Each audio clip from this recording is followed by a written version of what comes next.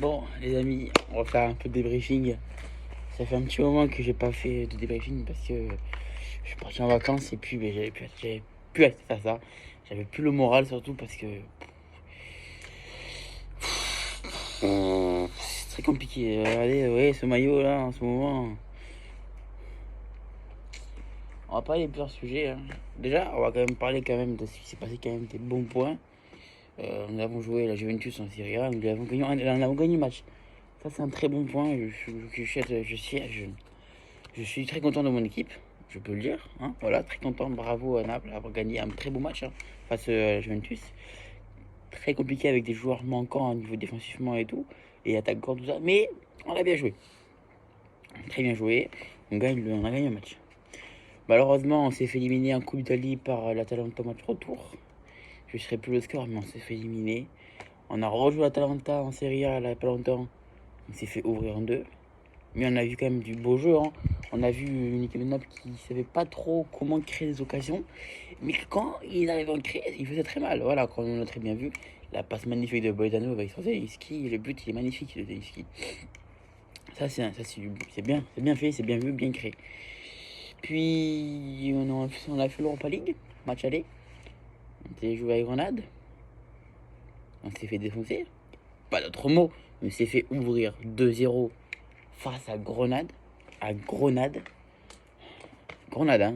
C'était les promus il y a 2 ans, hein. C'est fini par Grenade. Donc là, j'en ai marre. On a vu une équipe de Naples qui n'était pas présente. Ils étaient là, ils jouaient à la baballe. Aucune occasion. Ils étaient endormis de chez endormis.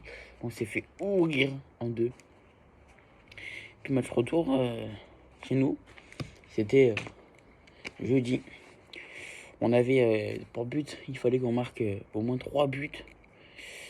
C'est compliqué, hein, c'est sûr que ça sentait compliqué. Après, voilà, il nous manquait encore beaucoup de joueurs.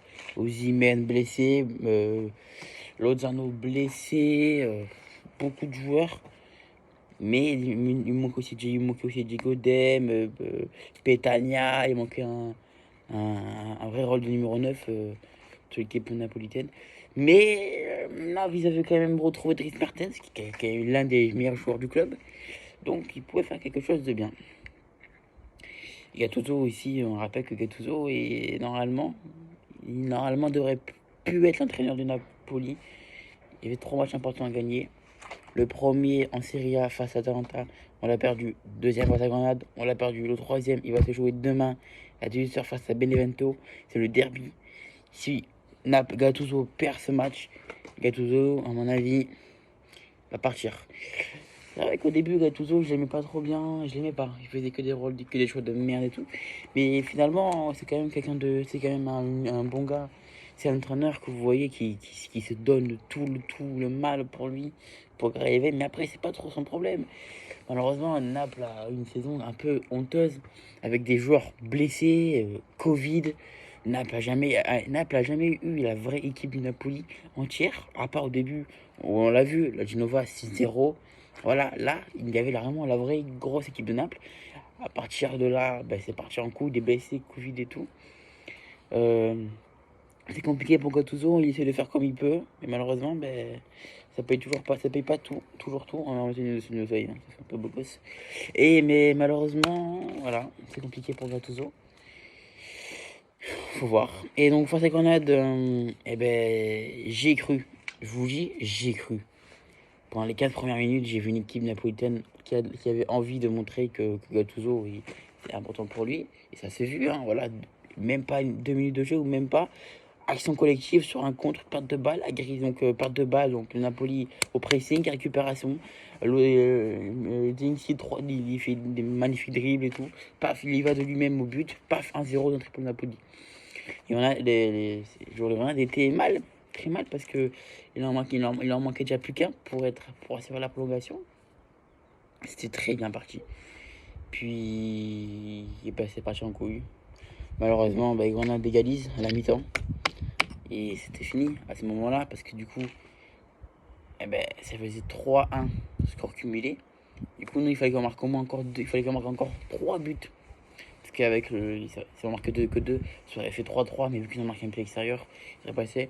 Bon, bref, ça vous connaissez, si vous connaissez le foot, vous connaissez au moins ça. Et puis, c'était compliqué, parce qu'il fallait marquer au moins 3 buts.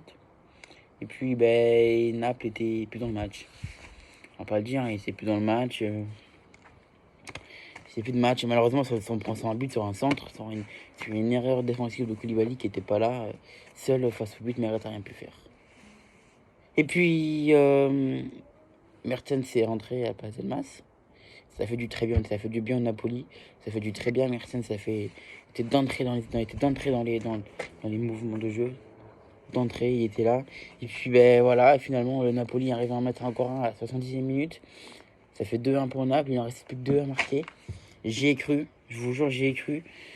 Puis après, j'aimerais bien savoir un peu l'arbitre.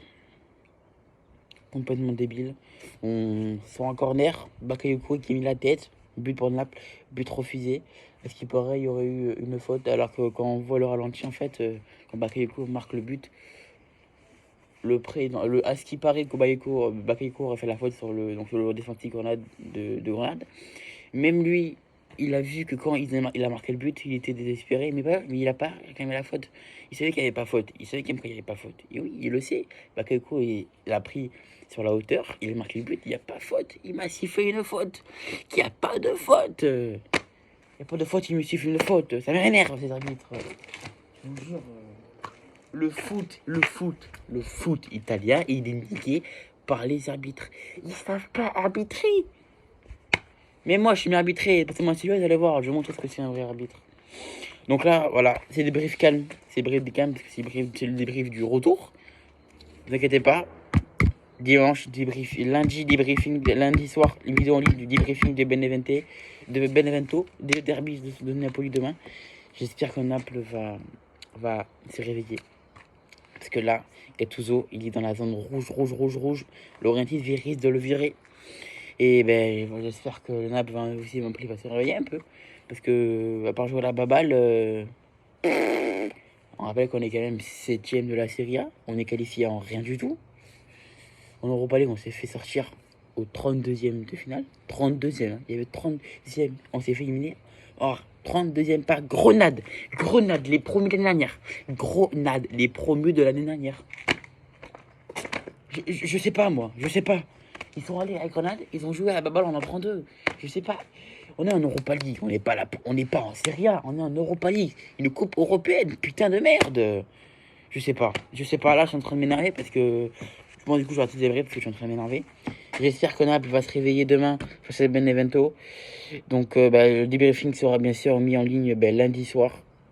Je ferai le débrief lundi, donc il sera mis en ligne lundi. Debriefing face à Benevento.